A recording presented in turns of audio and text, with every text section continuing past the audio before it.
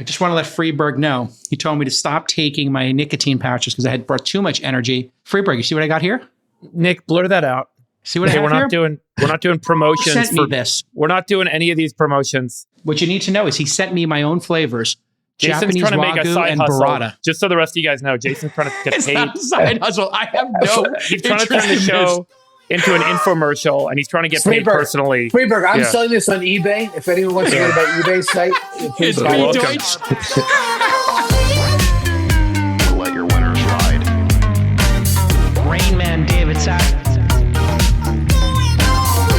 And instead, we open source it to the fans, and they've just gone crazy with it. Love you, Besties. Queen of Quinoa. All right, everybody, welcome back to the number one podcast in the world, the All In Podcast. And we were supposed to take off this week, but no. Your independent, moderate moderator said no. Disgraziad, taking a week off. No weeks off. So I told my besties, we're out gallivanting. We're doing a show on Friday with or without y'all. Of course, David Freeberg showed up. How you doing, Davey? I'm here. You're here. I'm But here. you weren't going to come at first. You were a little frustrated that the other boys took the week Well, off. I was annoyed. We were going to record yesterday. Yes. I had gotten a docket, which we're supposed to do. What are we going to talk about? I Yes. read it. I mentally prepared. I drank some coffee. I get dressed in a t-shirt and I get in front of my computer. And then your co-hosts bail. And they're like, oh, I can't. They're your co-host too. I can't. I'm in this country. I can't. I'm on this boat. And How here we many are. hours/minutes of notice did they give us? Oh, it was like 5 minutes before we were supposed to record. It was 90 minutes before. 90 minutes before the show. That's true professionalism. But Freeberg, a consummate professional, is here, and we've got a full docket for everybody. Also with us, my guy, Gavin Baker, is here. He's at the beach, I'm sure, enjoying a little recreation, but you decided, hey, let me get in here, help J. Cow. Let's lock the show down, take a little time out from the beach, and do an episode of All In. Thank you for doing that, Gavin. Always happy to help. I should say that I'm working hard at the beach. I mean, it was supposed to be an easy breezy summer. We had like a busy couple of years, but we're post-election. Everything was supposed to slow down. We get into a groove. It's never been busier, right? Well, we're still in the thick of public company earnings, Right. which is always busy. Yeah. And of course, for those of you who don't know, Gavin is the managing partner and CIO of Atreides. He invests in private companies, public companies, or just public? Public and private. Public and private. So that makes you a crossover fund. With us as well today, my guy, fellow broadcaster, Ben Shapiro, host of the Ben Shapiro Show, co-founder of the Daily Wire, which, makes a mountain of money and has a new book coming out in September, Lions and Scavengers, the true story of America and her critics. You gendered America, Ben, in your subtitle, a bold move. What's the book about and why are you writing it? So basically, the concept of the book is that we're watching civilization break down between people who want to build and people who want to tear down. And you saw that pretty clearly, I think, in the last election cycle, but you're seeing it all over the world. You know, people who actually are innovators, people who want to build social fabric, people who want to defend the civilization, then people who are interested in getting rid of borders, people who want to destroy businesses, people who are not interested in the foundations of Western civilization and see them as fundamentally bad. So it's really that contrast. And see, I knew that you had something you wanted to say because the book business for a podcaster, especially one as successful as you are now, right behind us, number 2 in the rankings there. I kid, he's ahead of us, but we're manifesting. We're right there, right with Ben Shapiro and true crime. And Bill Simmons. So NBA, true crime, Ben and us. But writing a book is a net loser in terms of your productivity and time when compared to doing your daily show and all the other things the Daily Wire does. Yeah. Yeah, for sure. I mean, it started off because I honestly, things have been so pathetic lately that I became pathetic and started journaling, which is not a thing that they really should do. And as I was traveling around and going to like Oxford University a month after October 7th and debating people who were telling me about how October 7th was fine and dandy, I just was keeping almost a diary of what that was like. And so part of the book is that it's a much more personal book than the other stuff that I write, which honestly is it's usually not my bag, but I felt like, putting it out there. It's interesting. If I'm reading into this correct, you probably had some dismay, anxiety, whatever, hand-wringing over the state of affairs, decided to use journaling just to get it out of the system. Hey, no shame in the journaling game, Ben. I think it's fine. Better than popping some pills. But It's in a Trapper Keeper it's got like a little heart lock. oh, you went with the Little Trapper fuzzy? Keeper? You went Yeah, with My absolutely. Little Pony Trapper Keeper. So just like when 100%. you were in high school. Oh, that's Exactly. great. But yeah, you get it out of the system. I too have been journaling and meditating because it's just making sense of the world. As Gen Xers here, all of us, yeah, I think you're a Gen Xer, or maybe you're a millennial. You're on the bubble, I think, Ben. Yeah. It's just weird to see everything be topsy-turvy. And rounding out the fivesome here today, we got a full complement. My guy, Phil Deutch from NGP Energy Technology Partners. This is the smartest guy I know when it comes to energy. He's my rabbi. When I have a question about energy, I just text him. He explains to me why I'm right about solar batteries being better than clean coal. But we'll find out today. We're going to do a deep dive in energy. Phil Deutch also with a Patek that Chamath would be in awe of today. And you come from, we call him Deep State Deutch because he comes from a family of politicians. Yeah, Phil? Government employees, I think, is better than politicians, or public servants would be more Public accurate. servants would be the way to say it. Yes, public servants would be the way to say it. Hey, and then just to get a little plug in here, Freeburg's been working really hard on the All In Summit. Everybody join us. Look at this lineup that we put together, mostly Freeburg and I. The CEO of Eli Lilly, Dave Ricks, Alibaba's co-founder, Joe Tsai, also owns the Nets. My guy, Dara from Uber with the $200 billion market cap. We got the ARM CEO, Renee. Circle's co-founder, Jeremy Allaire. Zipline's CEO, Keller. That's a $5 billion company, really doing cool stuff. Toma Bravo, co-founder, Orlando. Sequoia's Roloff Botha, my guy. Kathy Wood. And science YouTuber, Cleo Abram. One of your favorites, Freeburg. You got a little friend in the science broadcasting game now. There's a lot of big announcements still to come. Other names that we're saving, other names for the days leading up. Some of them will still be secret. And some will still be secret. So go to allin.com/summit or allin.com/yada, yada, yada. And get your tequila, tequila.allin.com. All right. ChatGPT-5 just broke. Large language models continue to drop. Just 4 weeks after Grok 4, Gavin took the crown. Friend of the pod, Sammy the Bull Altman dropped GPT-5 and 2 open weight models. They're not open source. We'll get Gavin's thoughts on that in a minute. It was a bit underwhelming. I'm assuming you all saw it, gentlemen. And a little bit of a messy presentation for GPT-5 yesterday. This wasn't like your classic Steve Jobs keynote. The charts were flat and wrong, miscalculations, typos, all kinds of stuff. But the model did top some leaderboards, in fairness, in the chatbot arena. But many people were disappointed, said the performance was underwhelming, and especially since when ChatGPT 4.0 came out and obviously 3.5, these were major jumps. So, and part of it might have been Sam not managing the hype. He tweeted, fellow Star Wars fan Ben Shapiro, we'll get a kick out of this. He tweeted the Death Star. I think this is a Rogue One shot where the Death Star is coming up. And don't get triggered, Ben. I don't want you to get into a sequels rant. But you loved Rogue One, correct, Ben? I did like Rogue One. Rogue One is good. Rogue One it's exceptional. Exceptional. Rogue One is like the last good Star Wars movie that's been made. Okay, so let's do it. Empire Strikes Back is my number one, then Revenge of the Sith, then Rogue One. What do you got, Ben? Who's your top three? Oh, I mean, I go Empire and then New Hope. As everyone should. And then New Hope and then probably Rogue One. Wow. Okay. I like Rogue One a lot. I think it's really good. Me too. It's a perfect film. Gavin? 100% agree with Ben. But Empire Strikes Back is just so much better than all of the others. Yes. Yeah. Freeburg, what do you got in your ranking? I know you got a ranking. I remain adamant in my point of view that the entire Star Wars franchise is built around an anti-technology, anti-utopian view of the world, anti-progress. And the Death Star is the ultimate manifestation of technology. And of course, it's used for evil. That's kind of the main message of the series. Wow. Way to bring the show down, Dave. Way to ruin all our childhoods. I did like the last one. We just had a Gen X moment. He's like, yeah. I did like the last one, though. Freeburg, I'm terrified to ask what you think of like The Wizard of Oz, but I'm going to go with the original. Who is it? Dystopian gender take on free will. That was the first Epstein Island. The original J. Cal, I remember my mom taking it to me when I was a kid. It was awesome. So I'm going number one. Okay, there you go. And so anyway, Sam did this tweet. It kind of built a lot of expectation that this would be like otherworldly. It wasn't. Anybody get a chance before we go on to the open models, or the open weight models, I should say? Anybody get a chance? And Gavin, I think you're at the tip of the spear here. Any of your thoughts? Are we hitting like either the trough of despair or maybe diminishing returns in the LLM space, where maybe it's feeling incremental, not like groundbreaking when we release these iterations? Maybe for OpenAI.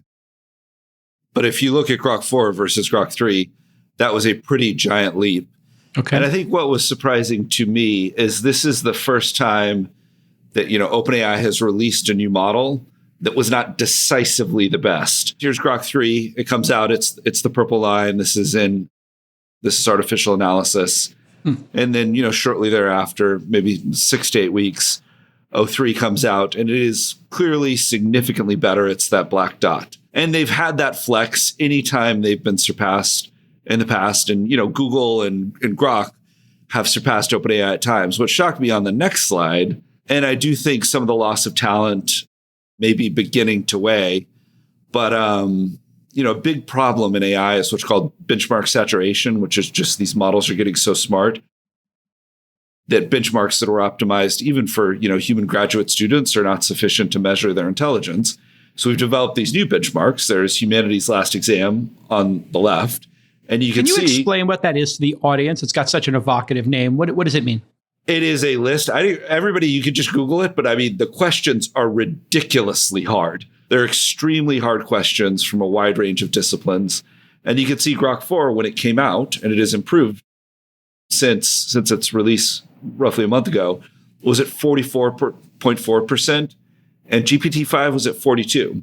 And similarly, ArcAGI2, which is another benchmark, there's something called the jagged frontier in AI, where things that are very easy for AIs, like maybe math, are really hard for humans and vice versa. And ArcAGI measures tasks that are relatively easy for humans. Maybe you could almost think of it, there's a lot of like geometric puzzle solving, but very hard for AIs. And here again, Grok 4 is, significantly better than GPT-5. Now, in fairness and, to be balanced and accurate, it is very narrowly ahead in artificial analysis on the right. But this is the first time they have not released a model that wasn't decisively better. And the progress for Grok 4 was exceptional.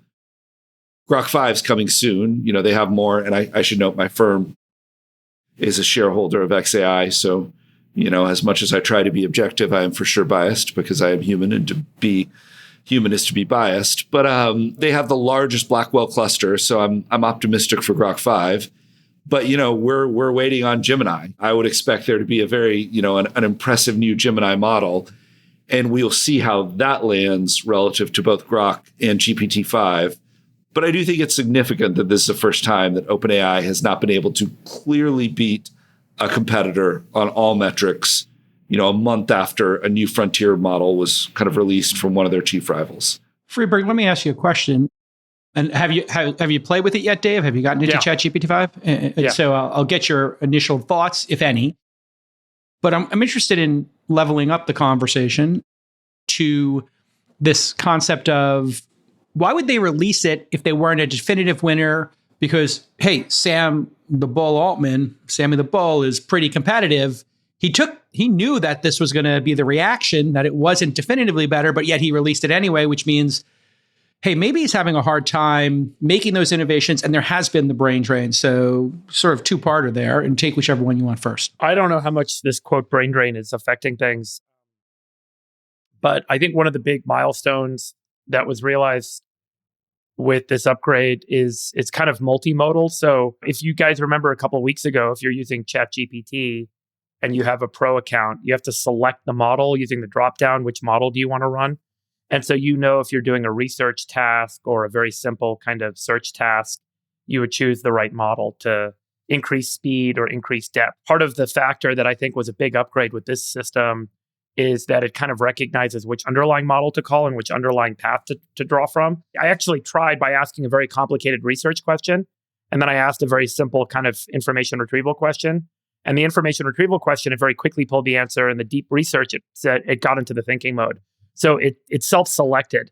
I think this is really important from a user experience perspective for AI to work. You don't want users going in and technically choosing which model. No one understands what those letters and numbers mean. You want to have a very simple, clean, basic interface where the model figures out on its own which underlying set of models to pull from, which reasoning process to follow to give you your answer. So I think from a product experience point of view, this was actually a pretty big upgrade for ChatGPT, and it'll give them a real advantage as people start to access it. It's also, I think, why they're making a lot of the research functions more broadly available on a limited use basis to the wide population, so people can start to see the depth of what's possible. That was kind of the key milestone for me. Less about the actual performance of the underlying model on the benchmarks and more about this kind of big UX upgrade. Gavin, I don't know if you feel similarly, but I do. I mean, in all fairness to OpenAI, the router that kind of auto-selects the right model was apparently broken for the first kind of 12 or 16 hours of the model's release. It wasn't working. Really? Yeah, it was not working consistently for all users. Yeah, so, the scores may improve. But yeah, I mean, the one thing OpenAI is like, they are very good at product. Just really, really good. And I just always go back to the statement from Eric Vishria, who's a venture capitalist at Benchmark, brilliant man. And he said, it was on X, it might be that if OpenAI never releases another model, they're still a really valuable company because they have so many users and they're so good at product and they do have a lot of distribution.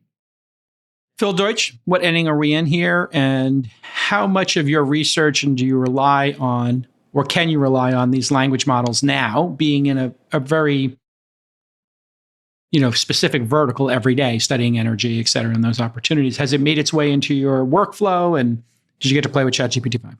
Yeah, I mean, I think for investing, we use it all the time, and it really is very efficient. But one thing I'll cite is that Nvidia did in Freeberg, I don't know if you've played with it or not, but it's climate in the bottle, sea bottle. Nvidia has done a climate model of the Earth and put that out there. So I would say we're in like the first half of the first inning when we start seeing AI really help us with the thorniest problems and the trade-offs in and around energy. So I think for us, very early, and we're using it just like any other investor would. Yeah. Ben, has it made its way into your workflow at Daily Wire? And are you monitoring this as a business owner with, I think you have a couple of hundred employees. And, do you see a bifurcation of the people who use the tools and who don't? Yeah, I mean, it's definitely bleeding into workflow in terms of being able to gather information, obviously, very quickly, or even using some editing tools via AI. We put out Jeremy's Razor commercial 2 months ago that was entirely AI. It still had the kind of AI slop feel to it a little bit, but it was doing a thing, and it was obviously a lot cheaper than having to shoot something. But I kind of wanted to, again, I'm the dumb guy in this part of the conversation for sure, in many conversations, but I just have a general question, which is, do you think that the productivity gains are going to bleed over fast enough to justify the investment? I mean, that's like the dumb guy question, right? Yeah. Like so much money is pouring into this. And I'm looking at the valuation of these companies, and I'm seeing that like 60, 70% of all S&P 500 gains are happening in the Magnificent Seven. And I'm thinking to myself, I mean, when you look at the internet was working by 99, 2000, and it took until maybe 2006, 2007 for all that productivity to really enter the marketplace. Is this stuff gonna hit fast enough to actually justify the amount of investment, or are you going to see a crater here? I think there's a good question for Gavin, and just to sort of set it up, we are now seeing hundreds of billions, low hundreds of billions per year being deployed, and we'll see $1 trillion or $2 trillion deployed, I think, in the next 5 years on data centers and this. And we put the TAM, or I put the TAM last year for just business, or last week, just for business, at about $50 to $100 per business user, 1 billion business users in the world. It's going to put you at $1 billion in revenue, which would be like a $5 to $10 trillion TAM just for the business side. How do you calculate it, Gavin? Do you have a back of the envelope way to answer this question? And if we catch up, or do we even need to catch up? Is there enough capital in the world that they can be patient? I think estimating the TAM this early, it's hard to do it with any precision. I think your methodology is as good as any, but we can measure the economic return on these investments. Most of the companies investing these big dollars into AI data centers are public. They report quarterly financials. You can calculate something called return on invested capital, and it's actually gone up since they started making these AI investments. And at first, a lot of it was maybe through OpEx savings, but that is what you would expect with AI, kind of, silicon to replace, silicon OpEx to replace human OpEx. But more recently, you are starting to see some really significant accelerations in revenue growth. Meta just reported a quarter with revenue significantly ahead. And I think a lot of that was due to AI making people spend longer, and AI improving, the quality of their ad targeting systems such that advertisers get a better ROAS and spend more. But the economic return thus far has been here. And it is, even Microsoft, for me, Copilot is not the best product, but even Microsoft on their call talked, they shared some pretty astonishing stats about Copilot uptake. So I do think the economic returns are here thus far, and that is a good sign because, this early in the internet, the economic returns weren't there. And I think maybe the biggest difference between this and the internet is a lot of the capital that went in during the internet era, which is often called the tech bubble, it was really a telecom bubble. It was deployed into something called dark fiber. And that means exactly what it sounds like. Fiber optics that people spent tens of billions of dollars laying. And then it was dark because it was not utilized, but there was an expectation it would be utilized. Completely different here with AI, where one of the biggest problems with GPUs and AI data centers is the GPUs are used so intensively that they melt. So all of the dollars that are going into the ground are being used. We're not building ahead of demand. In fact, we're clearly still behind demand. So it can always change. Which is really interesting observation, Gavin, because this idea of training a model, there's no analogy to that in the dot-com era. It's not like you had to, upload all these video files and you needed all that dark fiber to do it. It's a silly analogy, I know, but that also did lead to, the dot-com bust. Ben, the other side is the energy side of this. I think that the energy implications of AI are probably bigger than the Inflation Reduction Act and certainly will be longer lasting. And so just to kind of give credit where credit's due, I think all the stuff we're seeing on the small modular reactors at some level owes its renaissance to AI and the energy demands of AI. The focus on energy, as we'll get to later, really wouldn't exist except for the hyperscalers giving very specific, concrete, and immediate demands for energy that have changed the energy landscape. As I say, probably bigger even than the legislation under the Biden administration. Well, give an example of what they're asking for, because you are active in investing in these projects. What's like a large pre-AI boom project versus a post-AI boom project in terms of scale, footprint, investment? Well, a quick way to say this, and Friedberg knows this stuff as well as I do. Anthropic just released a paper this month saying we want 50 gigawatts of power for the AI in America and over the next 3 years. And so that's about as much power as was added all of this year. So you're talking, huge amounts. In our lifetimes, you've basically been able to say the electricity demand has been zero in the United States. Now it's 2 to 3%. And a data center needs continuous power in specific locations, and it's relatively price insensitive. So that's and the hyperscalers, and Ben, you may or may not like this, but they want carbon-free power. They're willing to pay for it. Not because of the government, just that's what they want for their workforce. So when you say you hit the market with, 50 gigawatts of demand, much of it clean, that changes a lot in a very exciting way. And for reasons we may get into later in the pod, it's a real pleasure not to have to rely on the government, be it Democrats or Republicans, as we think about those things. 50 megawatts, that's a small town. Gigawatts. Oh, you say gigawatts. Gigawatts. Wow. Sorry, so what is that? If 50 megawatts is... That's 5% of the total U.S. electricity production. So, my Lord. So and Friedberg, I think it's about what you add a year, right? In new capacity. The U.S. Yes. Yeah. Meanwhile, China's adding 1 terawatt, 1,000 gigawatts every 18 months. Well, okay. I want to say one thing about that, David. But where is China getting its gas and coal from? That's being imported. It's imported. So I know I get the stat on China increasing things quickly, which I think you're right on, particularly the nuclear side. But on the gas and coal side, unlike us, they are looking to others for their source of their fuel. I think their biggest ad isn't their biggest ad in hydro right now? Well, I'm talking about imports versus ads, but the hydro and nukes presumably are, I'll count as non-import dependent, but the coal and nat gas, it's not a great story for them on that side of it, David. By the way, just my understanding was by far the biggest source of China's incremental electricity was solar. Like, this is a verifiable stat that we should just be able to quickly verify. Yeah, Gavin, let me just say one thing. You got it, and Friedberg knows this.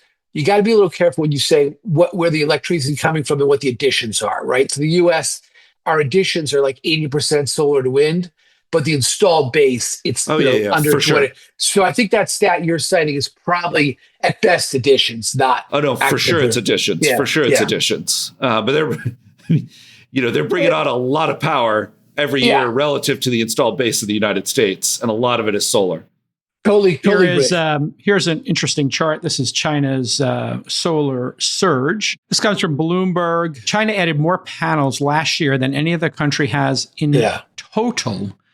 So in other words, they added more than the U.S.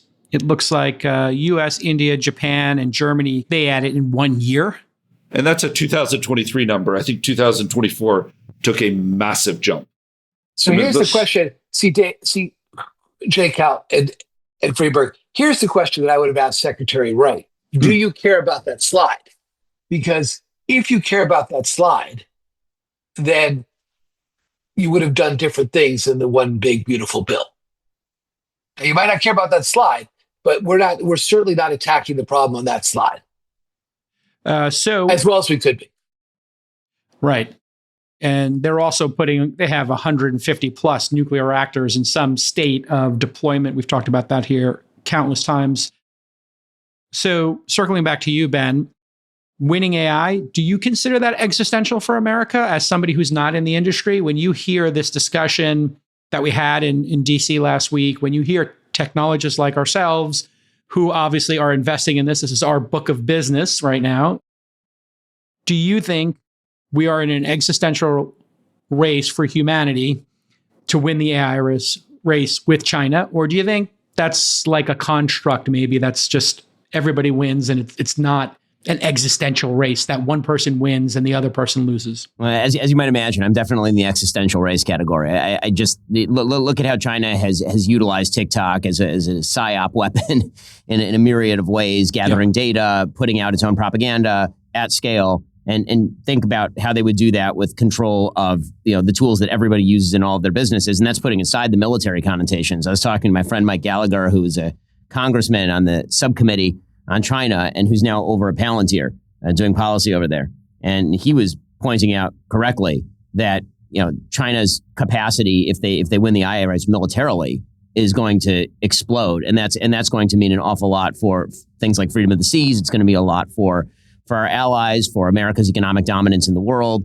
And so, that opens up a whole can of worms as goes to the Trump administration's policies with regard to Nvidia and what kind of chips we should be allowing Nvidia to ship over to China. Which we're going to get to on the docket in a moment. Interestingly enough, did you gentlemen see the Luckin Coffee announcement in New York City and the socialist reaction to it by chance? Nobody saw it. Okay. So people are not spending too much time on the TikTok. TikTok has a bunch of like young socialist New Yorkers in communist t-shirts going to Luckin Coffee and talking about how Starbucks, are capitalist and that they're glad that the Chinese company Luckin, which does $2 coffees, has come to America to destroy the American company Starbucks and Dunkin', because communists know how to do capitalism better than Americans. That is like the central position in my hometown of New York City right now. Here's the TikTok. It's hilarious. Watch this. Pull this up for a second, Nick. It's a worthy diversion. This should There's some red meat Hey guys, for come my with me to friend get Ben. a $2 cup of communist coffee. So this specific coffee shop has more locations in China than Starbucks does. Okay, I'm gonna come back to make a video there later. But no, this company went through a $300 million accounting scandal where they faked their profits because capitalism sucks, and then they started paying their workers and putting the money back into the coffee and what actually matters, and now they are more successful than Starbucks. Back in Soho. Of course, this location is right by NYU campus. Should have paid your workers. All right, I think we get the idea. I have a new theory, Ben, that the Chinese, because I'm with you on the existential threat of that competitor. I have a theory. They're going to try to beat us on capitalism and then use brands like we've used brands like Apple and Google to defeat us. BYD producing cars now for half the price of American cars, and they're shipping them on their own shipping containers. Luckin Coffee infecting the US now. And I had a third example. And TikTok, the example you just gave, competing with and using that. What do you think of my theory, Ben? No, I think that's totally right. And the truth is that what you're talking about in China obviously isn't communism. It's state-sponsored corporatism. And so you can pour extraordinary resources into, one path-dependent part of industry. And you could outcompete in coffee if you decide to subsidize that at extraordinary cost, and then you can undercut the rest of the market. And, this is one of the things President Trump is totally right on. When you talk about the tariff wars, I've always been in favor of tariffing the living shit out of China. I think that's actually quite right. My problem when it comes to the tariffs, I know I'm jumping ahead in the docket here. Yeah, my problem is that if you're going to do it, what you really ought to be doing is boxing in China with free trade networks with literally everybody else and exclude China from that network. You have to do all the preliminary steps before you box in China. Otherwise, China's able to sort of climb out the window, which is, I think, what they've done on everything from Nvidia chips to TikTok to their actual tariff rate, which I believe is now lower than the tariff rate we have against Canada. Let me bring it to you, Freeberg, because I think this is like a super interesting discussion. Our bestie, Bill Gurley, has a position that, hey, everybody can win. It's not an existential they win or we win. I mean, obviously it's a competition, but there could be many winners. What's your take on all this, Dave? And if any? Well, I'm in the place, like I've said before, it's kind of like who's going to win the internet if we said that back in 1996. Like no one, quote, wins the internet. It's an open standard. It's a platform. It's an evolution of access for markets, of productivity for the world. I think AI is very similar. I don't think that there's this concept that you end up in some sort of state of superintelligence that perhaps reigns supreme and creates superiority. But there's many vectors of competition. So within drone warfare, as an example, there's going to be a massive vector of competition. It's pretty clear that remote autonomous devices are going to be the kind of front lines in battles going forward. And China has both a manufacturing, productivity, materials advantage over the United States on that front. So it's not about having the best model. It's about having a supply chain that can support their ambitions in warfare. And similarly, in economics or in business, there's many dimensions upon which we're going to have advantage over China, and China may have advantages over us that are going to be enabled, accelerated, or magnified by tools in AI. Actual models, I think, are going to be this continuously kind of evolving set of systems that it's unclear where things are going to head. But to kind of bring up your point, I do think that the CCP has a unique ability to throttle up and throttle down entrepreneurship to drive productivity in that nation. When they throttle it up, you end up seeing massive gains in individual capital accumulation, which is counter to the Communist Party's intentions. And so then they throttle it back. And as you can see in this image from the Financial Times, this shows the number of companies founded in China by year. It peaked in 2018, which, by the way, aligns pretty well with the peaking of venture capital investment in China from the United States and from VCs around the world. And then it began its rapid decline because there was a set of policy changes. And you guys may remember Jack Ma disappeared and these other sorts of things happened around that time. And so there's this challenge to the CCP that resulted in them throttling back the entrepreneurship. I don't think you can have massive, true, natural market progress without having entrepreneurship, without having a more free market. And so they are, I would say, rate limited at this point by this particular chart in terms of their competitiveness. We can argue about their resourcefulness and their ability to do central planning and central command of the economy. But at the end of the day, much of what brought the Chinese, there was a great podcast on this by the guys from the Brookings Institute years ago, where they talk about what got China out of poverty, where their GDP per capita went from whatever it was, 3,000 to 30,000 in a very short period of time. And it wasn't the government central planning, it was the entrepreneurship of the peasants and their ability to kind of self-organize and self-mobilize and build business and create better productivity from the ground up. And it was the individual Chinese citizens that drove that economic boom, not central planning. Central planning had some enabling factors, but that was really important. And so I do think one of the challenges ahead is this entrepreneurship suppression that's manifest. And Gavin, I'm sure you have a point on this. Yeah, well, I was going to say, Gavin, the East-West conference that our friends at COTU do was named after like this really amazing boom period we had 15 to 10 years ago before Americans were not allowed to invest in China. And not only that, American companies had to like basically divest. They shut down in China all the education companies that were venture-backed, nationalized those. Jack Ma went for painting lessons, et cetera. So he's an incredible painter right now, by the way. Some of those oil prints I think are going to be much bigger in their impact than Alibaba.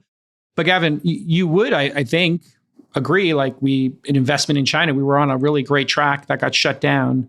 Do you think when superintelligence comes that is the race? Because we're looking at general intelligence, a lawyer, an accountant, a developer. But superintelligence, I think, is where people get to the existential piece. Yeah? Yeah, well, they for sure believe it's existential. I have it on good authority that if you work for DeepSeek, you are not allowed to be in the same room as an American while you're in China. And you have kind of a CCP minder with you most of the time. And that's kind of astonishing. So they believe it's existential. The second thing I would say is I do think they are making an effort to throttle it up. Xi Jinping had a dinner with kind of, 20 entrepreneurs. I think Pony Ma from Tencent was there. The DeepSeek CEO was there. But they kind of gave pride of place to the people who were making physical goods plus DeepSeek and maybe de-emphasize some of the social networks. And the last thing I would say, just a stat that just builds on what David just said about, how entrepreneurship amongst kind of like rural Chinese is kind of what jump-started China's economy. I think towards the end of the Soviet Union, they could not produce enough food using kind of socialist systems. So they let 2% of the acreage in the Soviet Union kind of like be, more entrepreneurial and self-organized. And that 2% of the acreage produced a majority of their food. Just kind of shows the superiority of kind of capitalism to socialism in a world in which there are resource constraints. What's better, Phil? Capitalism and democracy, capitalism and communism. Long term, I think we would all agree we have the winning combination, I hope. But in the short term, this sounds like an incredible advantage to put your finger on the scale and say, hey, BYD cars can lose money forever. We just want to kill the American car industry. We want to kill the German car industry. Well, first of all, nothing can lose money forever. But the one thing I think is implicit in what Dave and Gavin said is you need rule of law. You can't just have innovation. You need rule of law. And it's yet to be shown that China can do that in a way that will create long-term success absent government propping it up. And I'll give you an example. We've had factories in China, one making wind blades, and basically every day was a renegotiation on terms, no matter what you wanted to do. And if you didn't control the chop, the thing that made the stamp, you didn't actually control the factory. That is not a long-term recipe for success. And I think eventually, no matter how strong the centralized government is, you've got to have a rule of law if you really want to see decades and decades of innovation. Okay, Gavin, go ahead. Just 100% agree. You need rule of law. It's essential for any system of government, but particularly for capitalism. I mean, in some ways, capitalism is the rule of law with private property. But I would say, going back to 2018 being like kind of glory days for China, they were working. These kind of internet entrepreneurs, they did create kind of the only kind of internet companies that were capable of challenging American internet companies, not just in China, but globally. And obviously, most American internet companies aren't allowed to participate in China. But, the problem was those CEOs became so powerful that they were started to feel comfortable challenging the CCP. And, Jack Ma made some comments in 2000, I don't remember exactly when, that were just vaguely critical. And, that was it. Then he disappears. Okay, Gavin, can we stop with the, hey, wait, hold on a second. Pull up this picture. Gavin, you keep saying he disappeared. He opted in to oil painting. This beautiful painting that Jack Ma did here went at auction for $5.4 million to an environmental nonprofit. I mean, he didn't just disappear for saying that the old people in the government, I think the quote was something like, we got to pull it up, that the government was a little old and didn't get it. Ben, you've been a little quiet here, but in politics is your wheelhouse. Question for you. We've seen a centralization of authority in the federal government, and we're sitting here talking about, hey, central government plus capitalism doesn't work as well as rule of law. Do you worry sometimes, hey, Biden wanted to use executive orders to do the student loan thing, and Trump obviously has taken tariffs, and there's a big question. Maybe the tariffs are, my understanding is they're supposed to reside with Congress, and there's a lawsuit about that. Maybe that goes back to the Congress. He has been centralizing. Biden was centralizing. Even Obama was centralizing and consolidating power. Is that necessary for us to compete? Because we're kind of seeing overtures like that. Even at our AI summit 2 weeks ago, there was this point that Sachs has made on this podcast and the president made, which is we have to have federal AI legislation. We cannot allow the states to have any say in AI, the most important technology in the world. I'm kind of torn about that. So I'm curious what you think of centralization occurring here and then the bigger picture with China. Yeah, I mean, I think that when it comes to sort of the bigger picture, the temptation in politics is always to look at, again, corporatist states, which always get out of the box really, really quickly because they look good. It's like you can mobilize an enormous number of resources on this one target. I mean, what capitalism does, of course, it allows you to mobilize extraordinary resources across a wide range of targets. But corporatism allows the government to basically put you over one target and one target alone. And if you're just looking at that target, it looks great at the very beginning. And this is true for Italy when Mussolini took over. This is true actually for Hitler's Germany at the very beginning, economically speaking, when you were seeing extraordinary rates of growth. Corporatism starts to look really good, particularly in a messy democratic system like ours, where the human beings, at the top don't have full control. I think one of the things that I think is frightening to people like me about AI is because you are seeing such a consolidation of AI. Yes, extraordinary spending, but that extraordinary spending is relegated to a relatively small number of companies. Again, and not just that, you're seeing it's so much spending going to one thing. And so the race for superintelligence that you're talking about, which China clearly, Gavin is totally correct, sees as adversarial. If they get there first, then corporatism wins. And so the temptation is to sort of imitate that from our side. And maybe you do have to imitate that. Maybe it's more like the Manhattan Project for AI than it is like a market-driven thing, if you actually do see it as a true existential threat. And we should treat it more like a military program than like anything else. I think the temptation is to extend that across the rest of the economy, to industrial policy, to steel and copper tariffs, to everything else. And as far as sort of the federal AI versus state AI thing, I think that may be slightly a red herring, just because what you're really talking about there is not the federal government usurping state authority. What you're talking about is the federal government trying to preempt state authoritarianism. I think that's I think what David is pushing is sort of the idea that the federal government ought to prevent the state of California from filling the field with some really bad AI legislation that essentially destroys competition among all the various players. Good, Phil. Yeah, get in there. I have a question as an investor, not a policy guy. I don't quite get Democrat versus Republican on the topic of how they give support to the private sector and what counts as picking winners and what doesn't count as picking winners. When I look at this administration, the previous, I'm not sure I think they're both very activist.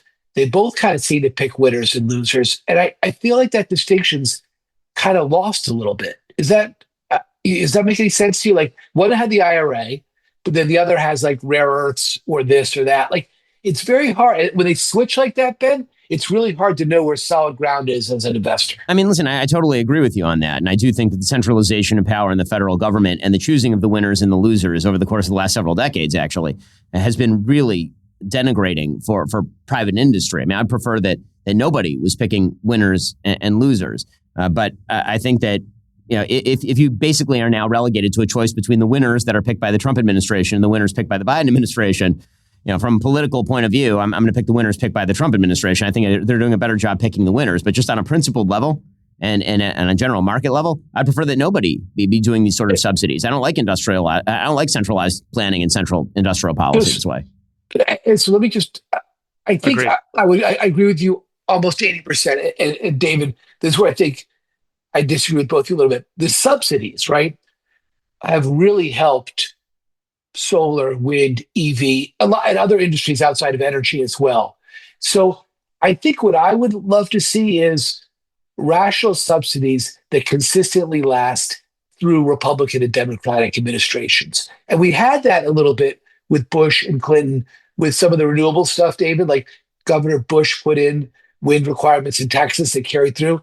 But if we keep flipping back and forth, we inhibit one of our greatest strengths, which is our technology and innovation. And Gavin, Freeberg wants to get in this. Go ahead. Great point, Phil, by the way. Great point. Here's a counter argument I'd make.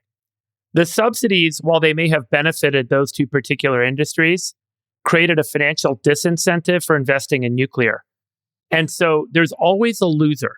And the loser isn't always necessarily the target. The target was oil and coal, or oil and gas and coal, or whatever it was, carbon-based energy systems. That was the target when there were subsidies for solar and wind, was let's accelerate these deployments and get this market to start moving. It does two things. One is it doesn't force a natural market dynamic where you have to ultimately get the cost of solar or the cost of wind turbine production low enough that it makes economic sense from an ROIC basis that investors would natively want to make that investment. They're making the investment because the government's paying half the cost. And the second thing is it then makes nuclear non-competitive. And therefore, the R&D investment dollars that were supposed to go into nuclear that would have allowed us to accelerate to Gen 4 systems, which, by the way, China has now done, went away. And so now we are several decades behind where China is with respect to nuclear, which is ultimately the most scalable energy production system we have. Phil, go ahead. And then, Phil, I want to get through a couple of the charts you took the time together to put together here as we wrap energy. Before we go into energy, I do have a politics kind of question I would love to pose to Ben, if that's okay. Yeah, please. So my parents were visiting me for the last week, and we had a lot of lively political debates. And, this trend of the imperial president in America, which I think really accelerated with Biden and now is, further accelerating with Trump. Their hypothesis, which I think is correct, but I'm curious for Ben's, is that is a function of the fact that Congress, by and large, can no longer effectively legislate. Every once in a while, they'll do the IRA or the one big beautiful bill. But by and large, Congress is not doing their job. So for 30 or 40 years, a lot of the governance was done actually by the judicial branch. And if we have to choose by being governed between the judicial branch, which is unelected, and the executive branch, which is at least elected and accountable, I would rather have an imperial president who we can judge and vote out of office than an imperial judiciary. Just curious for your thoughts, Ben. I mean, I obviously think that's true, but I think the trend goes back, more than a few decades. I think that if you're really going to go to the deep roots of this, you have to go back to the roots of the administrative state in the early 20th century. Because the reality is the reason you have an imperial presidency is because the federal government just does way too much. I mean, the federal government is just way too big. They're way too intrusive. They're way too powerful. And so once that becomes a giant grab bag of cash, then whoever controls the federal government wins. And now if you're a legislator and you can kick all responsibility for your policymaking over to some unelected bureaucrat in the executive branch, that's precisely what you're going to do. The founders gamed for ambition checking ambition. They never really gamed for people trying to kick responsibility from one branch to the other. They thought the other way. They thought Congress is going to defend its own prerogative against imperial overstep by the presidency. And instead, thanks to the administrative state, Congress people and senators started to realize, hey, what if I just pass like this very vague omnibus package and then I kick it over to a bunch of regulators and the regulators do all the work and take all the heat and I can go back to my hometown and tell them how much money I brought home. Yeah. It's fascinating 100%. Situation. 100%. And when you kick it back to home, I don't know if you guys saw this town hall that went explosive. There's been a number of them, Ben. You must have covered it. While you're pulling it up, I do want to say that I do think we don't want to throw the baby out with the bathwater. That is to say, the government and a number of government employees and career civil servants are doing God's work, whether it's on safety or defense or intelligence. And what I don't love is a tone of criticizing lifelong government workers when none of us would really do that job at the pay they're taking. And maybe I don't mean to make it, let me not say the people on this call I don't know as well, but many of my friends. And I do think there needs to be a beat for those people that are doing incredible work for little or no recognition or pay. And we can't paint with too broad a brush. And I think I'm not blaming. I'm not blaming. I don't know about that. Listen, I just think we don't hear enough of that. It's all I'm not blaming the bureaucrats who are there to and are given responsibilities to do a thing. I'm blaming Congress for having kicked them the authority in the first place. If you're going to place blame with somebody, you have to give it to the branch that actually abdicated its duty and decided to construct an entirely different branch and then throw off all accountability. What's the solution there, Ben? Right. Is it the American Party doing what the Tea Party did, getting, or the America Party, I guess is what Elon calls it, not American. The America Party saying, hey, you know what, forget about the presidency. Elon did that, worked pretty effectively. I think we'd all agree he had a significant, if not the deciding factor in getting Trump reelected. Probably also something to do with who the Democrats ran. Putting all that aside, if the America Party or another party were able to secure a couple of Senate seats, a couple of House seats, could that reverse this trend where maybe the House takes back a little responsibility in your mind, Ben? Is that a strategy worth pursuing for moderates? I think that actually this is not going to get solved at the federal level. I think what's actually going to happen is that the federal government is going to lock up and it's going to be essentially rotating elected quasi-dictators until the end of time, except that the American people are going to be unhappy with that. And you're seeing already more authority now kind of being taken up by state actors, which is why you're seeing a necessity for things like federal legislation on AI to preempt the states. What you've seen over the course, you saw this during the Biden administration a lot. I moved from California, which is obviously a very left-governed state, to Florida, which is a very right-governed state. But the difference in governance are massive. And you're seeing governors pick up the mantle of saying, okay, well, the federal government is unworkable. They're not doing what we want to do. So we're going to do our own thing down here. We're going to challenge the federal government in a wide variety of ways. And I think that's actually the proper solution. That's actually a reversion to what the founders wanted in the first place, when the federal government was essentially so small that you could walk into the White House and just talk to the president. And state governments were the ones with the vast majority of authority. So trying to solve it, what I would love to see for the America Party actually is to, instead of try to take over the federal government, try to take over some state legislatures. Right? That's actually an easier lift in some ways. They try to win a governorship. Try to actually do some of these libertarian-minded policies at the state level, which is where most of the power resides, and then bleed that up into the federal government as an ethos. It seems to me like nobody's happy. If you missed it, there was this like crazy town hall. It occurred in Nebraska, and everybody was upset. Freeberg, I wanted to make sure you saw this. I should have sent it to you earlier. I'm not sure if we talked about it in the group chat. But you had people who were at once upset in Nebraska about the government spending too much, then not the Medicare cuts, Medicaid cuts. People were universally on both sides absolutely infuriated at the state of affairs. Nobody's happy now. Freeberg, your thoughts on this? Sort of, you kind of predicted it with the socialist side, but it does feel like everybody's unhappy. My prediction will ring truer than any of us hope. Socialism will sweep over this nation, I fear. And I think it's a cancer. And it's going to be worse than what we saw with woke stuff. It's going to be just like, I'm losing out on everything. I mean, people are stagnant in wage growth. There is no one in the United States, including wealthy people, who haven't taken significant notice of the increased cost of groceries and the increased cost of buying home goods. Jason, I'm assuming you must have noticed as well how much groceries have gone up in price. Everyone's rent goes up every year. There was this TikTok rant that went viral this week about this woman that's like, why does my rent go up every year? My salary doesn't go up. We're in this really difficult moment because of what Ben pointed out, which is that we've basically funded the government to do everything for us. And by my calculation from last year, I think nearly half of Americans are employed directly or indirectly by the government at this point. And as a result, because of that and the inefficiency of government allocation of capital, everything inflates in cost. And we're entering this era where some people make the joke that the train has left the station. All right, let's finish up with these two charts here, Phil, on energy, and then I want to get into tariffs. I just want to say one thing to David. I still think when it comes to innovation, rule of law, capitalism, freedom, we are the best at it. I think that gravity. There's still gravity, Phil. At the end of the day, arithmetic is arithmetic. When Jimmy Carter lost the presidency, there was 12 years of Republicans, and then there was Democrats. It may be that socialists, I don't think socialism ever in the United States, the way let's say the left side of the Democratic Party wins for 12 years, David, maybe. I don't see that, but if you want to see that, you can.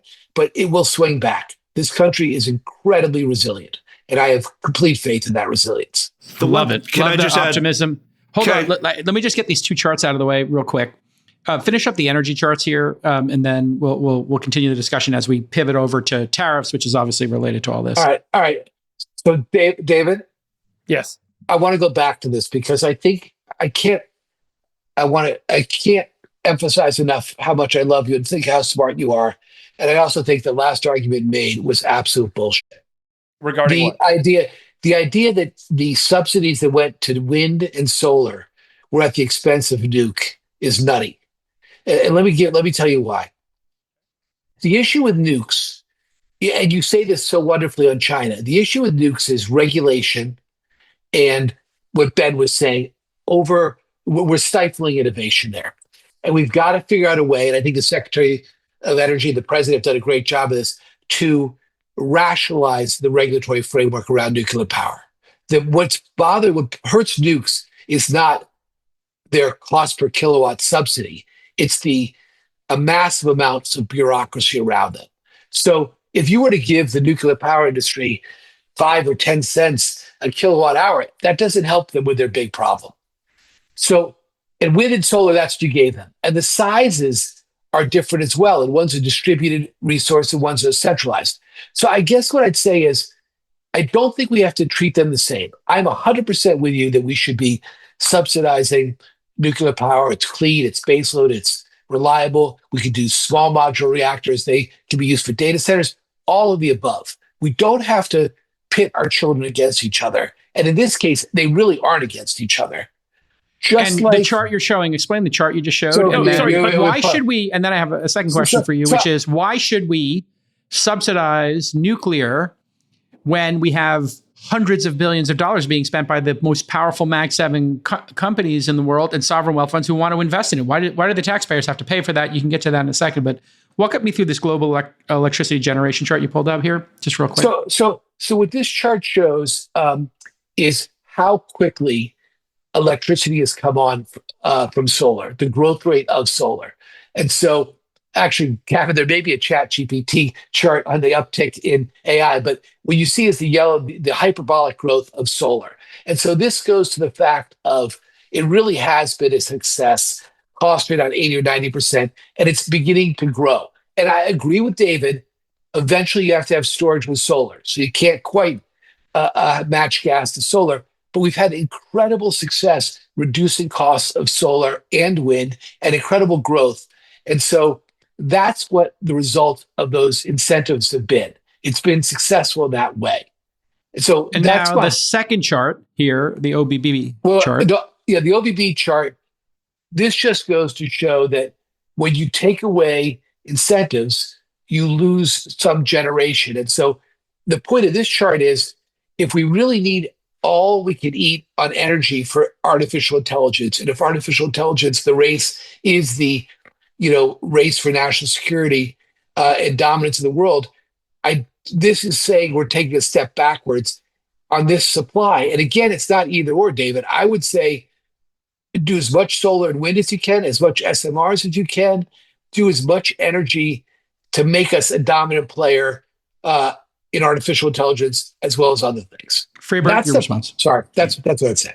Yeah, no problem. Freeberg, your response.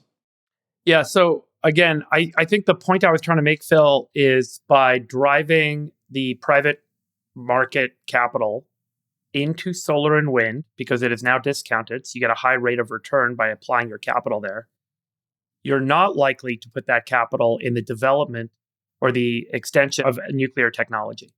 And the lack of investment in improving nuclear technology, yes, you could argue there's regulatory burdens and so on, but it's largely been inhibited because there have been these other subsidized paths to market with energy. And as a result, we missed a window to catch up to Gen 4, which is just so everyone understands what that means, these are these very clean, meltdown-proof nuclear energy production systems that are being deployed at scale in China now.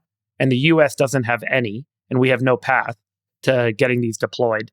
Secretary Wright's going to speak at the All-In Summit. He has said, the Department of Energy, that in the United States, we are likely going to have a Gen 4 reactor deployed or started production in 18 months. But we'll see. But we are so far behind because no capital went into it. And that's because the capital was redirected into these subsidized markets. And that's the disincentive that arises when the government gets involved in markets. The government creates these financial incentives that, number one, create bubbles in those markets, and number two, take away the incentives for capital to flow to the best path for long-term returns, which is what's happened in energy in the United States. Yeah. So in the small modular reactor Gen 4 stuff, we, as well as others, have investments there. Great company we like called X Energy. Just talk about a book there, Jason. But I think it's fair to say that the money flowed into those sectors when the hyperscalers committed to them and showed they were serious about the demand side from the private sector. And there's been a catalyst for the administration because it's had 4 or 5 executive orders trying to get rid of the bureaucracy. So I guess I would say, David, in my experience as an investor in the space, the dollars flowed when the market spoke and the hyperscalers said they wanted and were behind the SMRs. And second, it was further invigorated when, as Ben says, the government took a step back and stopped being a yoke on the industry. Neither of those have anything to do with subsidies to solar and wind. Can I just say one thing about socialism? Because I thought it was a really important thing that David said. Yeah, sure. That it's inevitable. Okay. I would just say, to me, so much of it comes down to Mamdani. I disagree with every one of his policies. Well, admittedly, they're dumb. So they're dumb, yeah. But yeah, they're obviously stupid. But if you have not watched him, he is an incredibly charismatic, effective politician. Yes. And absent, as has been every socialist revolutionary leader, for sure. But just, I think the key question will be one, unless Adams or Cuomo pulls out, he's almost certainly going to win. And then if he wins, does he go through with these policies? Because if he goes through with them, they're going to be epic failures. We know what happens when you defund the police. There is a government-run grocery store somewhere in Kansas, and it's a disaster. So they won't work. And I think that'll be like a quick end to socialism. But if he's, I disagree with this. And sorry, I'll let you finish. No. Yeah. Please go on. Here's the problem. It'll take a year, 2 years for those policies to actually hit and destroy all of New York. And it'll be like the end of Planet of the Apes. And we'll all be wandering on the beach looking up at the Statue of Liberty, asking why we blew it up. Yeah. But, but the problem is... You did it, you madmen. You did it. You finally did it. So crazy bastards. You did socialism in New York City, the financial capital of the world. but the bigger problem right now, and this is why this does go to tariffs. It also goes to crypto policy. It goes to it goes to AI. Right now, the kind of normie in America who doesn't know that much about AI, doesn't understand how crypto works, doesn't understand even how financial markets work. Right now, they're all willing to kind of stand back and say, okay, well, I trust President Trump. I trust the administration. I don't want full-scale redistributionism and government control because things are kind of okay. They're kind of okay. If things take a downturn, then the backlash is going to be a lot stronger than anything that any of us can say about the failures of Zoran Mamdani. Because what it's going to be is, look, the rich got richer and we got poorer, and it's going to be a redux of 2007, 2008, but with a much even further to the left than Obama ever was. And that I'm deeply afraid of. Right. Because so if the market crashes, if unemployment goes up, then this exacerbates and makes the point. And for a socialist, all you have to do is say, don't you want free X, Y, and Z, whatever the popular thing is, a free phone, less rent, free buses. It's the easiest pitch in the world. Yeah. Cheaper food, free food. I mean, and if you fall for it. But it takes a while to self-correct from socialism, too, right? This idea that we kind of immediately flip back after you see Zoran Mamdani fail or something. I mean, San Francisco has yet to have a Republican governor. They've been trying this crap for several decades. I'm from L.A. I spent my entire life in L.A. The last Republican mayor of L.A. was Richard Riordan, right? Yeah. I mean, like this, you can always blame those crazy, those financiers who got rich and they all moved down to Florida to avoid our tax rates. And that's just really cleaning out the base of New York and all the rest of it. To follow up on Ben, I'm sorry to interrupt, but like something that's really important about what you just said is it's not a binary switch that gets flipped. You're socialist or you're not. What happens is these policies where you have big government policies that provide greater and greater economic, financial, and social support to the population are slow burning policies. The big policies in the federal government started 50 years ago, and they've gotten bigger and bigger. It's a snowball effect because when they're not working, if I'm not getting enough money in the food stamp program, for example, the solution isn't, hey, let's cut the food stamp program. The solution is, let's make the food stamp program bigger. When rent control didn't work in San Francisco to bring housing prices down, the solution was, let's get the government to start building housing. The solution is never, let's reduce the government's role. The solution is unidirectional, which is to get the government to do more to solve the failings of the policies. So whatever policies he does enact, if they don't work, the answer and the response from that socialist type movement will be, let's do more, let's have the government do more. And then you increase the burden on the people because you end up increasing taxation, increasing regulatory burdens. And as he said in one of his interviews, ultimately you seize the means of production.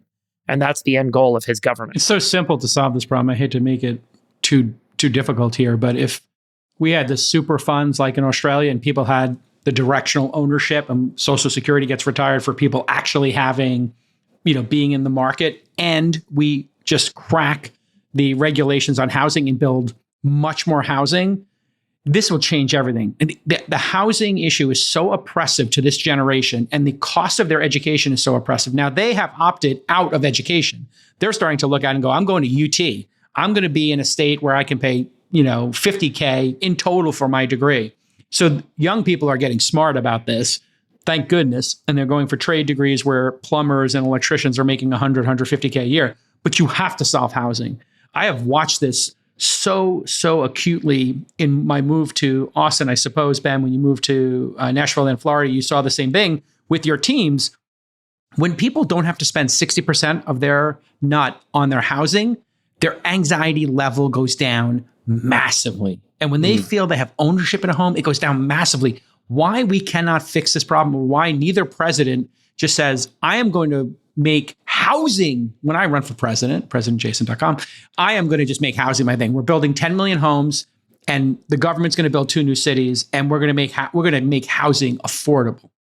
Although I got to tell you, one of the things, I think this goes to a deeper malaise, actually, and this is maybe just a human problem. One of my kind of favorite charts, it's a sad chart, but one of my favorite charts with regard to the American populace is geographic mobility over time, how much people move. Because what you actually see is that has wildly decreased in the United States. Why? There's this impression that everybody, now, because you can get on a plane, you can go somewhere and you can get a truck and all. No one moves now. People basically, I think one reason is because originally people were moving from, rural to cities, and now they're in the cities, and so they sort of stay in the cities. But I think part of it is also, again, because of those government dependency programs. Once you feel like the government is going to step in and solve your problem in New York, as opposed to you having to, go cross a mountain and live in a cabin somewhere, then you tend to stay.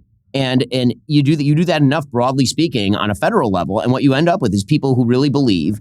I think that the vice president has granted a lot of things, but he made a statement in his RNC address that really kind of forcibly struck me, which he suggested that the American dream was to live and die where your grandparents lived and died. And I thought to myself, that actually is not traditionally kind of the American dream. That's kind of a European dream, actually. The traditional American dream for most people was cross an ocean, go to a place you don't know. Yeah, if go that west. doesn't work, cross a mountain, build. I mean, de Tocqueville talks about this in Democracy in America, that Americans were famous for basically building these kind of ramshackle huts, trying to set up shop. And if it didn't work, they would just abandon it in the forest and then move on to the next place where they could build a ramshackle hut and try it again. And so that sort of innovation and entrepreneurship and this idea that you have to move in order to succeed, and that you might actually have to, move from the city that you grew up in and go find a job somewhere in North Dakota. I was asked a question by one of my listeners recently. They said, well, you're always talking about this stat that there are more open jobs than there are people applying for the open jobs. But what about me and my industry? And I was saying, well, yeah, but it doesn't apply to every single industry. That's an aggregate statistic. And so when you talk about job mobility and people being able to stick and move and change what they're doing in the marketplace, if the American people don't keep up with that, and if they're unwilling to move to places where the real estate is cheaper, then you are going to get more expensive real estate. And maybe you can build your way out of that, or maybe you can't. But it used to be that if you had a problem with the housing prices in New York, you moved somewhere else. Yeah, you went to San Diego or something. You pioneered, a new area, and I'm seeing that amongst a lot of young people, and they're getting the benefit. Let's talk about tariffs, and so we'll get into the more specific, granular ones that we've been dealing with over the last 10 days. But just big picture, here's what's happened. It seems to be the Trump administration has done what they said they were going to do. And we'll talk about the ramifications of this, but tariff revenue was up to $30 billion in July, $127 billion so far in 2025. And obviously this is, 3 months of data, basically. Here's your chart. In June, the trade deficit shrank to $60 billion or so. And that's the lowest since June of 2023. Now, by doing this, of course, inflation, which is a trailing indicator, could pop up at any time. We've seen a small tick, like 10% up in inflation. And if we cut rates in September, October, November time period, and maybe 50 bips comes off this, inflation is definitely going to go up. People have more money, more investment goes around. We'll probably see a 3 handle again. So we're going to trade one for the other. Thoughts? And then here's your poly market. We made a poly market here on the pod, and poly market is the official marketplace of the All In podcast. Shout out to my guy Shane. Let's go Knicks. How much revenue will the U.S. raise from tariffs in 2025? Here's a poly market. And right now it's looking like the number is 200 to 500 billion. 86% of people are believing that will be the case. And then here's ours. I had said, will tariffs generate greater than 250 billion in 2025? We're sitting around 15%. Maybe this is free money in this poly market. And that was one I created. Gentlemen, who has an opinion on the tariff policy and the revenue it's bringing in? Well, it's going to be hard to get to that number just because the tariffs only really kicked in middle of the year. 30 billion, that's $360 billion annualized, right bang in the middle of the estimate. But you didn't have a lot for the first 6 months. Yeah. Maybe you hit the low end of that with 30 or 40 billion for the last 6 months, but we'll see. But for 2026, that does seem reasonable.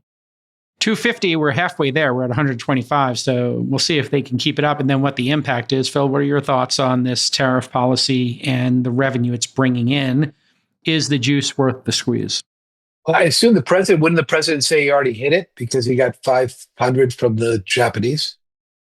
Reports have come out that the Japanese perceive that as a loan, maybe, or they're going to invest in it. So maybe, and none of that has been officially papered. That was both sides in the EU deal were also handshakes. So let's keep that in mind. These things still have to be papered.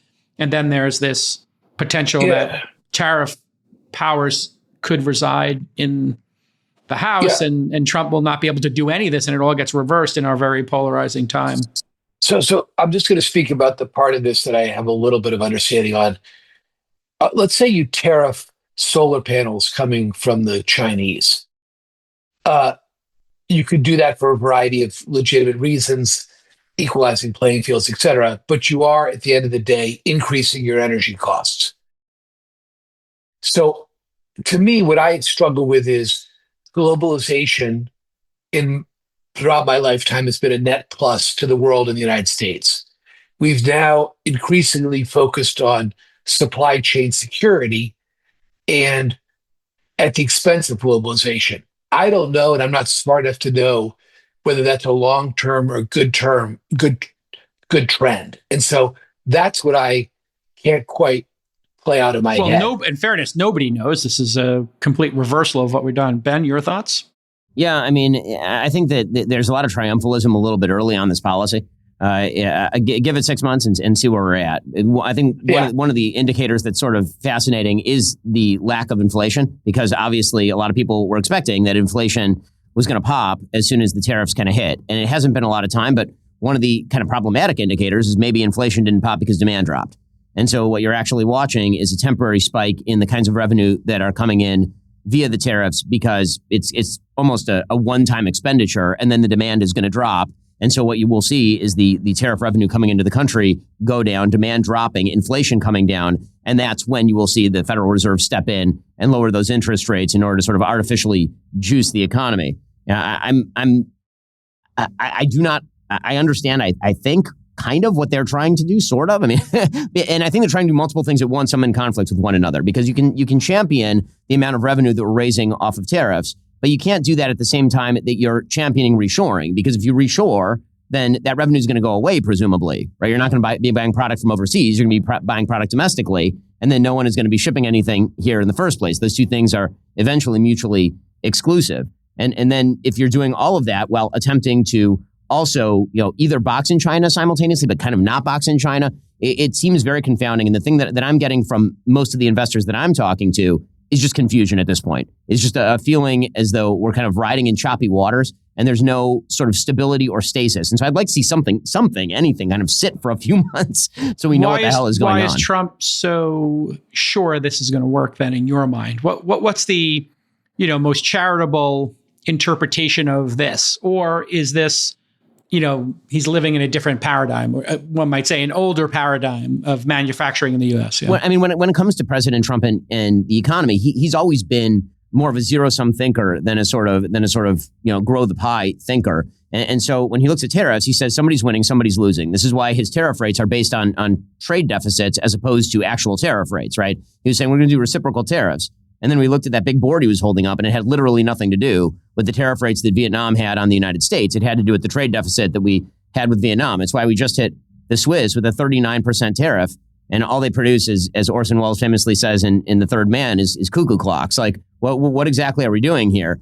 It has nothing to do with the actual tariff rates. I think they have some chocolate. I've never had it. Chocolate, Swiss watches, and cuckoo clocks, right? I think Swissness is made here. If you have that cocoa. Your watch, yes. So, Phil, you're in the targets. You're the target. Yeah, exactly. Well, not just nailing the Swiss here, but I think that one of the things that he thinks is, okay, we're getting back what's fairly ours. We're forcing other countries, and you can see how other countries have picked up on this, which is why you're getting Japan saying, at least titularly, we're going to put a bunch of money into the United States so he can get a headline and a win. But it's not a sort of systems approach to the economy. It's more of kind of an ad hoc approach to winning individual battles. And I think that that's maybe conducive to short-term headlines. I think there are basically three systemic changes that he's making. Two of them are good, and one of them I have a problem with. One of them is ensuring low taxes, which of course I'm very much a fan of. The second is deregulation. Again, big fan. And I think both of those are pushing investors to feel some sense of solidity with regards to his approach to business. And then the third is the tariff war, which I think is actually creating a pretty significant dampening effect on economic growth right now. We'll say things like the stock market is at record highs. I mean, effectively, the S&P 500 right now, or the Dow Jones Industrial Average anyway, is currently riding at almost precisely what it was when he took office. I mean, we're essentially flat since January. And so one way to look at that is look at all of the insanity or heterodoxy, to put it kindly, that's been inflicted on the economy, and we're still sort of flat. The other way to look at that is, what if he hadn't done that? Where would we be if we weren't in the middle of a gigantic trade war and he had deregulated and he had done differential tax policy? The economy would be ripping even more jobs. I mean, more spending. You saw Stephen Moore do this, right? Stephen Moore got up in that presser yesterday, and he held up a chart showing how President Trump's economy did in the first term versus Biden during his term. And he was saying that, the median wages were exploding under you, and they weren't doing anything under Biden. I mean, I think there's a reason why it was not a chart for what's going on in this term so much. That's the big difference between term one and term two. We did lower taxes and deregulation. We did not do a gigantic historic trade war. Additionally, India was hit with a combined 50% tariff that's going to take effect later this month, if it does. A lot of this is fluid. As Ben says on his podcast a lot, Trump says a lot of things. That's kind of Ben's rule number one. Mine is always wait 72 hours and see if it's still something he cares about. 25% of that 50% tariff is for what Trump called unfair trade practices. I'm trying to figure out what those unfair trade practices are. It's not exactly specifically noted. And then 25%, this is super notable.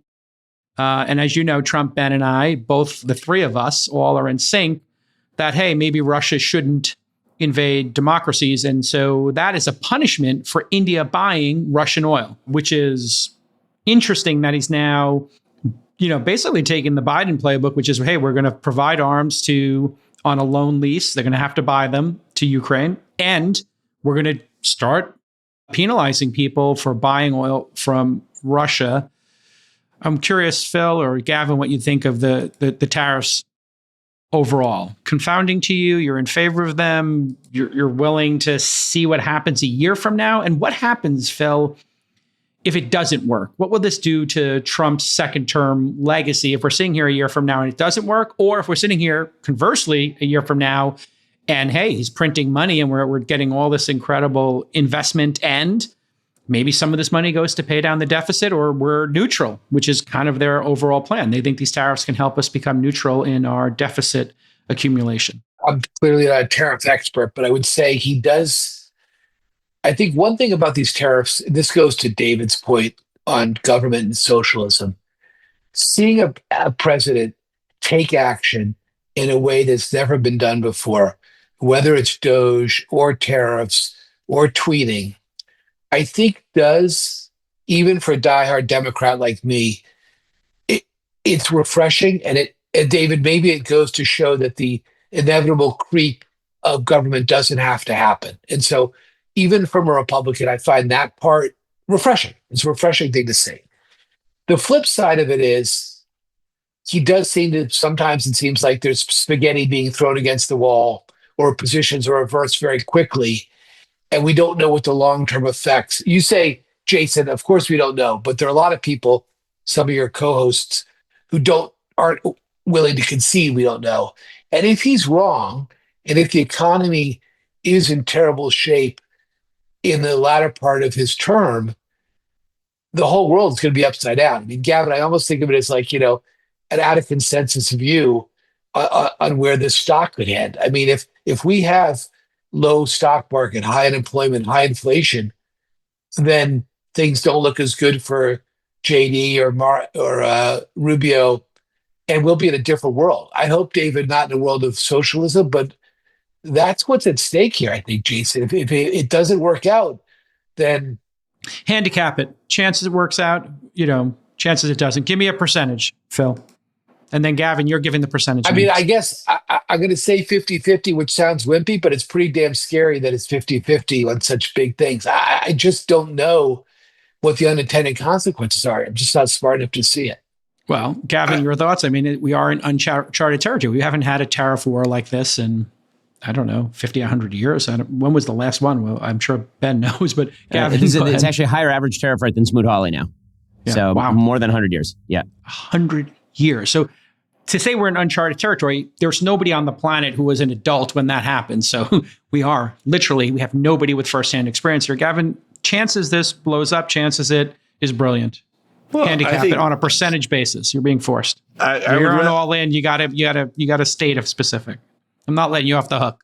Predicting the economy is a really hard thing to do. I would just say he showed his hand in April. He looked into the abyss, and if it is clearly not working, he showed that he will change it. And then I think he also kind of learned, just that other countries, specifically China, they do have leverage, especially with these rare earths. I just worry that, business, capitalism, economic growth, it does best with stable policy. And I think he really enjoys headlines. And, something is definitionally not a headline unless it's a change. And so I do think for this to be a success, his presidency to be a success, at some point we do need stability. And this goes to, what Phil was saying, goes to my point about it's better to have an imperial president than an imperial judiciary. If his policies work, great, they'll be continued. If they don't work, well, we'll try something else. So what do you think? 50-50? Are you in the 50-50 camp? This is going to work, not work? Coin toss for you? I think I am inclined to think that he is much more sensitive to the market than he lets on. So he'll back. I mean, he will back down. I don't want to do the taco thing because I think that's used to provoke him. For sure. And that's not smart to do with him. For sure. I think just to say he is thoughtful. I'm going to say he's flexible. He will adjust. He's flexible. He's responsible. Thank you. He's thoughtful about the market reaction. He's responsive. If it's not working, he'll change. And just the question is, if it's not working, does he change quickly enough? Got it. So you're speeding down this highway. Can you not go off the cliff? Is there enough room to brake? Freeberg, your thoughts on this? I'm going to wrap there, and then we'll go on to our next topic. I'll give you a final word, Freeberg. I've spoken a lot on tariffs. I'm good. You're good? So what is your general sense of the state of it now? It feels like we're in the end game. And then there was one thing actually I'll bring up, Freeberg, get your reaction to. He did say when he was giving his keynote 2 weeks ago, I don't know if you guys saw it, the one where he thanked me. I don't know if you saw the one where he thanked me in this keynote. Did he thank you? By name? He did. By He name? said, By name, Jason? Even Jason Calacanis, a good guy. Meant a lot to my parents. So I'll give him credit there. He knows how to work the room. Can I say one last thing on tariffs? Sure. I think it's actually good as a country that we're trying them.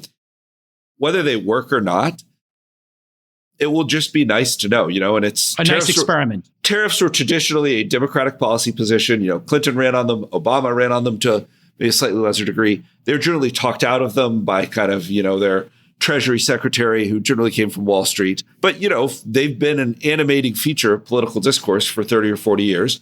Now we're trying them. We're going to see if they work. We're going to see if they don't work. I would say thus far, probably they have been less damaging than a lot of people expected. The core of kind of why you don't want to do tariffs is, that retaliation was expected. We have not seen retaliation, which I think in some ways, validates some of their points of views, just that we do have a lot of leverage and we are using it. And other countries are charging America much higher tariffs than we're charging them. Maybe that made sense 50 years ago. So maybe we're hitting reciprocity, which we could all agree on, but he's not abusing them, which shows that the American consumer and the American market is worth, maybe getting to reciprocity. The funny thing about reciprocity, it sounds good to everyone, but the whole principle of comparative advantage is maybe you don't want reciprocal tariffs. But nonetheless, we're trying them. We're going to see. The early returns have been, I think, less damaging than people would have expected because maybe he backed off some of the more extreme things because he is flexible. So we'll see. Come back in a year, come back in 18 months, and one way or another, we'll have run this experiment. Freeberg, did you notice in that speech he gave, he said, I don't need to know the 180th country. Maybe we just, it's the top companies we need to worry about. I kind of felt like, I don't know if you caught that in his talk, Dave, where he said, I don't even know the name of the company or the country. Maybe I don't even know the name of it. Okay, so maybe we don't need to worry about the tariff. That to me seemed like he was signaling an end game, like maybe he's, I don't know. I don't want to say bored, but he's milked this one as far as he needs to. What do you think? Did you notice that quote he did? Like I've said in the past, he's proven, which is his game theory optimal way of negotiating, to be unpredictable. So I'm not going to sit here and predict. Okay. I think there's a lot of gamesmanship going on that we're not privy to. And again, let's see what happens. I do like running the experiment. I like running experiments in general. I would love to reduce direct taxation on the American people, but I would also like to reduce the size of government. The thing I most worry about with respect to tariffs is if it does create a new revenue source for the federal government, it gives the federal government another crutch to keep spending up. Yeah, So sovereign wealth fund. Here we come. A little slush fund there. All right, speaking of trade, Nvidia GPUs are getting smuggled into China at an alarming pace, according to reports. On Tuesday, the DOJ arrested 2 Chinese nationals in California, accusing them of illegally sending tens of millions of dollars worth of GPUs to China, which actually isn't that many. The press release didn't name H100s from Nvidia, but they mentioned they were shipping the most powerful GPU chip on the market. So fill in the blank. The 2 were charged with violating the Export Control Reform Act, a felony, with a max penalty of 20 years in jail. One was a legal permanent resident. The other was an illegal immigrant who overstayed their visa. Here's how the scheme worked. They operated a US-based company called ALX Solutions. They would buy GPUs in the US, ship them to Singapore. I think Chamath pointed this out back in the day on this podcast, got a little pushback on it in Malaysia. They were shipped to Malaysia as well, where they would be rerouted quite easily to China. According to the DOJ, the rerouting through countries is common when smuggling chips to China. Despite sending the chips to Singapore, ALX was getting paid from Hong Kong and Chinese-based companies. These guys aren't the sharpest knives in the draw. Financial Times reported at least $1 billion worth of Nvidia chips have been smuggled into China in the past 3 months after President Trump tightened the U.S. export controls. FT says there's a rampant black market for these GPUs in China, and they go for a 50% premium. Gavin, you're in the chip business. Your take? So a couple of things. One, I think it's going to be hard to stop it. We can't keep illegal drugs out of America, and we're trying really, really hard to keep them out. China is doing everything they can to bring these chips in. Yeah. So it's when something is so valuable and so important, it's hard to stop it completely. But secondarily, I would just say $1 billion worth of GPUs. It's not enough to really move the needle. Even if they are Blackwell's the latest and greatest, it's better than having none if you're China. But I mean, it's just, it's not like a $10-20 billion Blackwell cluster like are being stood up all over America by hyperscalers. So I think it's going to be hard to stop. I think it's happening at a scale that is, it's not comparable to Colossus. Yeah, it's not comparable to Colossus. So it's not going to be decisive in this, AI, race that certainly China believes we're in. And then, like I said the last time I was on, I do think it was very smart to resume, the H20s and whatever they're going to call the kind of despec Blackwell, letting them be sold into China. And hopefully that, the theory is if you legalize drugs, it, reduces, that's the like the illegal drug trade. Of exactly. What we're doing here. We're not sending them our best, they're sending us exactly. fentanyl, I guess, but we're not sending them the high potency stuff. It's actually a hilarious analogy. It is literally like the H20 or the B50 or whatever it's called. It's like legalizing marijuana. Yes, exactly. Here's a 5 milligram gummy. Have at it. Yeah. So I just think it is what it is. I think you'll see these articles and it's going to be hard to stop, but I don't think it's all that dispositive. Yeah. And anybody else have thoughts on it? Seems like a minor story. All right. We'll end on this. Apple has bought back, let this sink in, $700 billion worth of shares over the past decade. And the most innovative product in my mind that they've released in that time are AirPods. Maybe they're M4 chips. This user on Twitter, Charlie Bilello. Oh, you know him. He tweeted this crazy chart here. We'll pull it up. Here it is. Apple buybacks start. Apple shares outstanding. You get the picture. They've bought back almost $1 trillion. Let that sink in. $1 trillion. It's at 700 billion now, and it's not stopping. That's larger than the market cap of all but 12 companies in the S&P 500.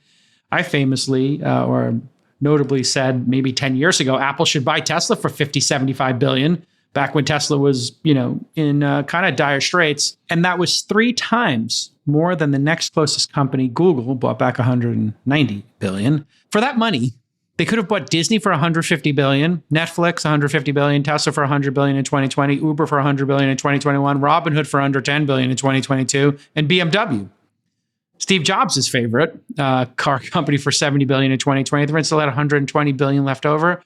What would have been the better move there, to do all these buybacks, Gavin, as a public market investor, or to invest in R&D and actually release a car? They had Project Titan. Gavin, what do you think of this Apple strategy? Well, I mean, as an investor, buybacks are great. And I think there's often a false dichotomy made between buybacks and R&D. I mean, Apple certainly could have afforded to do both. And, maybe it would have been better. What was the stat? It was $1 trillion. Maybe they should have bought $700 billion. Well, with $700 billion, it's trending towards. Okay. So maybe they should have spent $200 billion less and spent that on data centers and been like a real competitor in AI. And I just continue to be baffled by Apple's, and I think they're very comfortable being late to markets. The iPhone was not the first smartphone. The iPad was not the first, it was the first tablet. Yeah. Would be the but, there was there was the Palm Pilot. There are all those devices from kind of the bubble. But I'm just shocked at their inaction and ineptitude in AI, how bad the products are from a user perspective. I mean, they're terrible. They're getting worse. Siri's worse. Siri is worse. And it's just... How is that possible? Yeah, it almost, I guess at the limit, and, malice is... Incompetence is indistinguishable from malice. But I mean... It almost feels like they're trying to lose. Literally, if you said, here's a playbook on how to lose, they would have written it. Yeah, people would have thought it was a joke, right? Yeah. So it's astonishing to me, their lack of execution on AI. This is what happens. I mean, if you put Tim Cook in charge and he's a supply chain guy, he's going to do the optimal thing for that. Ben, your thoughts on it? Yeah, I mean, I'm with you guys. I'm waiting to see, when are they going to make something cool again? I'm just an ignoramus on this stuff. And it's like the last time I saw something that came out from Apple that was exciting, it's been many years since they brought out anything that excites me as a consumer. Yeah. And so I'm looking at that. And then the only headlines I see are Tim Cook trying to cut a deal with the president to, again, sort of shore up his own supply chain. So if he's a supply chain guy, then I guess that's his mandate, is to shore up the supply chain with the president of the United States vis-a-vis the iPhone. But yeah, I mean, if that's the best you're going to do, then I don't know. Things don't look great over there from the outside. Phil, any thoughts on Apple and their ineptitude? Time for Tim Cook to start thinking about hanging it up maybe and put a product person in charge? Not my area, Jason. Not my area. I'm going to pass on that one. I would say, I do think in fairness, it would shock me if they do not have the best augmented reality glasses on the market in 3 or 4 years. It so plays to their strengths. And maybe they feel like that is what they're focused on. And eventually, they'll cut a partnership. When's the last time you heard them bring it up, though, Friedberg? When's the last time Apple Vision was even brought up in a keynote, or you saw a demo? They seem those are VR, not AR. Like, I think VR is never going to... eventuality is to be AR, right? You can turn them on to see through them, I guess. But yeah, I mean, that's actually an interesting point, Gavin, is you and I are sitting here like, is it AR or VR? Because they're just not talking about it. Where's the version Jason, 2 for developers? Go ahead. Rumors of Apple's demise are 30 years old. Okay, this is every year the same story: lack of innovation, copycatting. Where is it? The iPad Wait, came so out. You're saying somebody said that under Steve Jobs, that there was a lack of innovation when Steve Jobs was running the show? Even during the no Jobs era, when the iPad came out, I don't know if you remember how controversial it was. They were making fun of Jobs. He's lost his luster. What is going on with this guy? Total flop. They made fun of the iPad. They called it like the Maxi Pad or something. Remember all that stuff? It was like this thing, like who the hell's going to use this thing? It's a total disaster. All of a sudden, they sold 10 million units, then 100 million units. And everyone's like, holy shit. I would not count Apple out. There's a system there that's built unlike any other in corporate history. Let's see what happens. Yeah, I think that's right. They have every right and ability to win. They need to start trying. I mean, the fact that you're not even in the running and they're losing talent. I tried the Apple Vision in February 2024, and that's literally the last time that I've tried it. Like, there was that hot moment where everybody's like, let's try this thing out. And it's like, this is pretty cool. And then you're like, yeah, but I'm also wearing a medieval helmet on my head. I mean, it's got to be, and we all agree it's got to be sunglasses. I got I bought the Ray-Bans from Meta, and I used them on my recent trip to New York. And it was quite compelling to wear them and live stream, or to wear them and take pictures of the kids and video. We took the ferries. There's a really nice ferry system in New York now that they've kind of brought back. And we took the ferry around the island and did a couple of things. And it was just really nice to not have people, pose when you're doing a video. If you have kids, I think it's the must-have product because it's so elegant to just boop. And then if you look at something, it will tell you what it is. So the AI plus these glasses is going to be phenomenal for when you're looking at a monument and you say, hey, tell me about Ellis Island. Tell me about Governor's Island. It just starts reading you facts. I think it could be magical, but... Jason, one thing is, like, if you take your ranch, you may have like a backup generator, solar, Powerwall, EV, everything. Grid, everything. Eventually, someone's going to want to control all that, make it easy for you to control, aggregate it. There's going to be a whole infrastructure in the US on this. And that's something you could see Apple coming to. Absolutely. Apple Home. Yeah. That's actually a brilliant one. I don't know if you saw this. You must have, Phil. There are smart panels, circuit breakers. Have you seen these? Where you put it in and you take out an app, and each of your breakers is in the app, and you can see breaker by breaker, your energy consumption. You could turn them on and off. I mean, it felt to me like something that should be in the Apple wheelhouse, as well as Sonos, but they just don't like to buy stuff. Well, one thing is, Mr. Gavin, like when you take the number of cars that are going to be in the country, the electric EVs, and then you multiply them to, you say there's going to be, let's say, I think the estimate is in 2030, 30 million electric vehicles, let's say. Yeah. And they're 80 to 100 kWh in them, Friedberg. That is something like 2,400 to 3,300 gigawatts of storage that's moving. And if you add autonomy to that, that is a lot of flexible distributed power.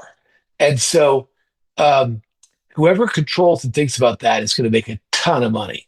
So you're saying you could take a fleet of 1,000 Cybertrucks and send them to a natural disaster, plug them in and power a city or power some homes, which is how that is constructed currently. You can use your actual Cybertruck to feed into your home and keep it awake for a couple of hours.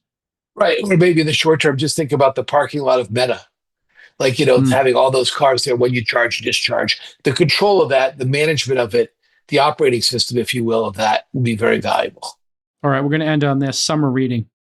Everybody likes to read a book in the summer, I'm assuming, and one of us likes to write a book this summer. Anybody got a book they read over the summer or a series they consumed for our dear audience? Ben, you got a show or a book that you're obsessed with? We can do a show. I'm trying to remember or a Broadway musical for Ben. I know you love your musicals. I do, although no good ones have come out recently, which is unfortunate. But shows. Have you guys seen this Department Q show on Netflix? No. Gavin's I'm enjoying it. It's a fun one. It's called Department Q? Like 007? No, it's like a sort of cold cases detective. Yeah, cold cases, exactly. And it's well written and it's a fun show. I'm enjoying that one. I like that one. Any books, Gavin, on your shelf that you decided to break open at the beach while you're working, or are you just too busy? No, I am enjoying. I like post-apocalyptic fantasy. Okay. Like Empire of the East by Fred Saberhagen, but a relatively new series is called Moonfall by James Rollins, and I'm enjoying it. I will just say it's a slow start, like a lot of great fantasy and science fiction where you have to do a lot of world building, but I've enjoyed it. You ever think about writing your own sci-fi fantasy? You ever dabble? Idly, but I have yet to dabble. Freeberg, anything on your plate other than running Ohalo and doing these incredible all-in events? You look exhausted, my brother, and babies. You got a lot on your plate. I wonder if you had the time to read a book or watch a series. I've been reading, because I never read it, the Andy Weir Project Hail Mary book. Oh, you read great. it, Gavin? Yeah. It's awesome. And so good. I am disappointed. I like Andy Weir. I interviewed Andy Weir. Yeah. Yeah, halfway through, I got disappointed with one of the core assumptions. We'll discuss another day. But I give you permission. Yeah. To just go with it. It's fiction. Well, I think this whole idea that this alien race all died in the spaceship from radiation sickness, when they're so advanced, they have spaceships, but they don't understand that there's radiation in space. But they took you right out of the story, huh? it just blew the whole storyline up for me, and I'm like, what? That doesn't make it like. And then it traces back to all these other things that they do understand, which inherent in all of them would have been an understanding of photons and electromagnetic energy. So that kind of blew me up a little bit, Gavin. I don't know if you agree, but Phil, I was happy to suspend disbelief.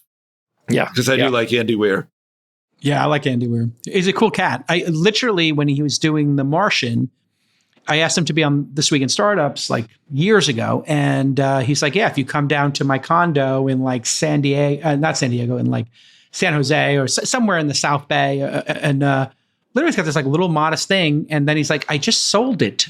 And, it's going to be like a major actor is going to be in The Martian. But he was broke. But everybody in our industry was talking about it. It was really, really charming. And he's like, I think I'm going to move to LA. I was like, oh, you totally should move to LA. They'll be buying everything you do. They love sci-fi. Your shit's brilliant. And sure enough, here we are. Phil Deutch, your thoughts? And by the way, Phil Deutch, when I go on a plane ride with Phil, he's got 6 newspapers with him.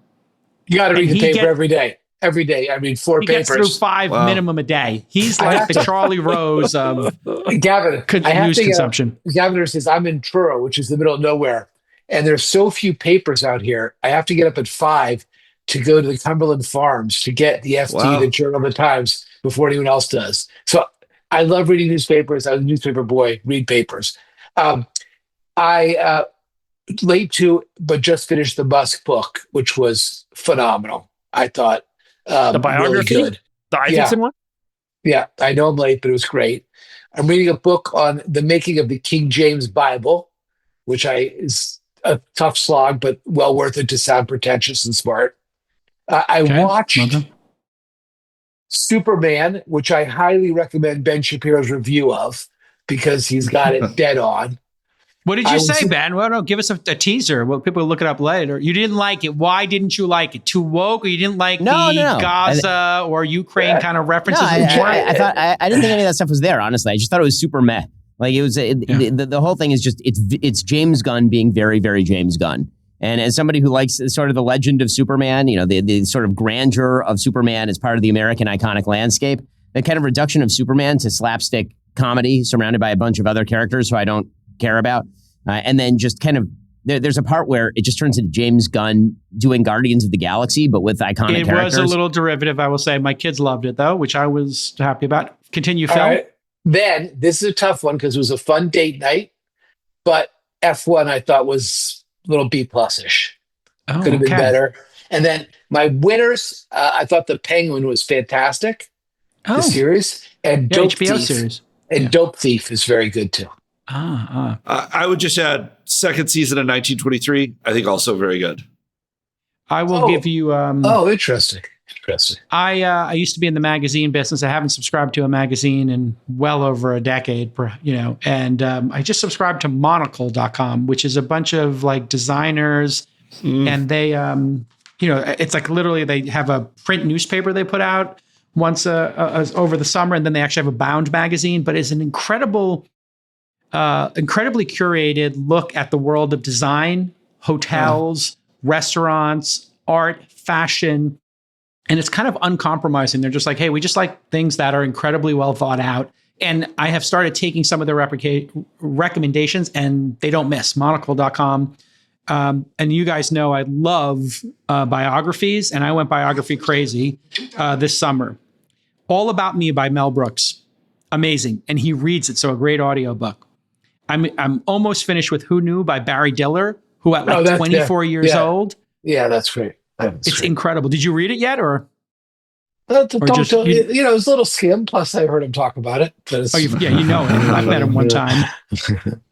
His career is unlike anybody else's. At like 24 or 25, he's running Paramount Pictures, and then the bench he has there is like he hires Eisner, Katzenberg as his assistant. It's the most amazing story of young people running amok, running these media businesses. We have to do a Barry Diller interview for All In. That'd be awesome. That'd be incredible. Comedy Samurai. Did he do Godfather 2, Jason? Wasn't he? He did Godfather 2, yes. Yeah. And he basically took over for Bob Evans. And if you ever see the documentary, The Kid Stays in the Picture, or that's book, that's great. Both of them are incredible. Comedy Samurai by Larry Charles, I just finished a couple of weeks ago. And that's was the guy who did Borat. And what was the gay character that Sacha Baron Cohen did? Bruno. Thank you, Bruno. And he also collaborated with Larry David. And then finally, my fourth pick for bios of the summer, I Regret Almost Everything by Keith McNally, who is the restaurateur. He had a stroke.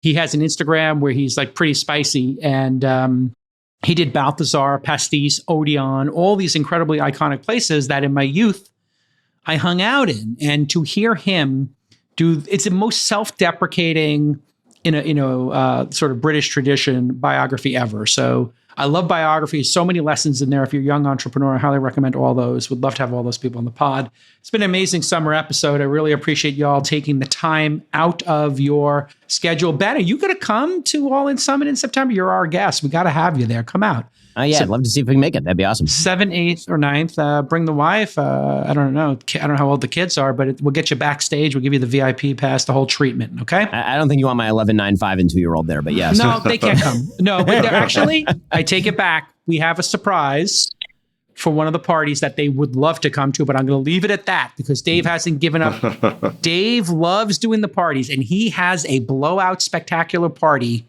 that will be unrivaled. The scholarships are open. If you're young and a fan of All In, or young in your career, I should say, and you can't afford the normal ticket, we let a select group of up-and-comers buy a discounted ticket so we keep the vibes really fresh, and we like to have as many people as possible. So go to the website and you can apply. Don't apply if you can afford the ticket, because we would like to give it to people who really can't.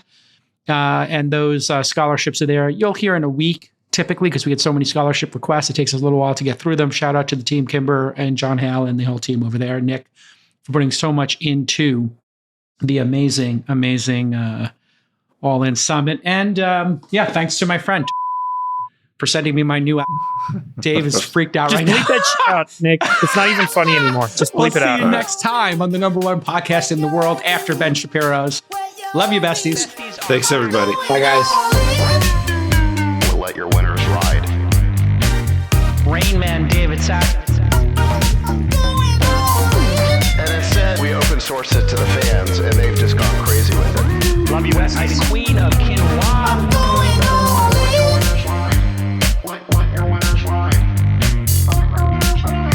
Besties are back. That is my dog taking a notice in your driveway.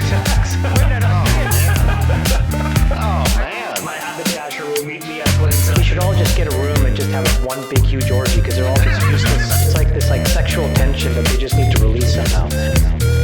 Wet your beak. Wet your beak. Your beak. That's gonna be good. We need to get merch. Besties are back. I'm going all in.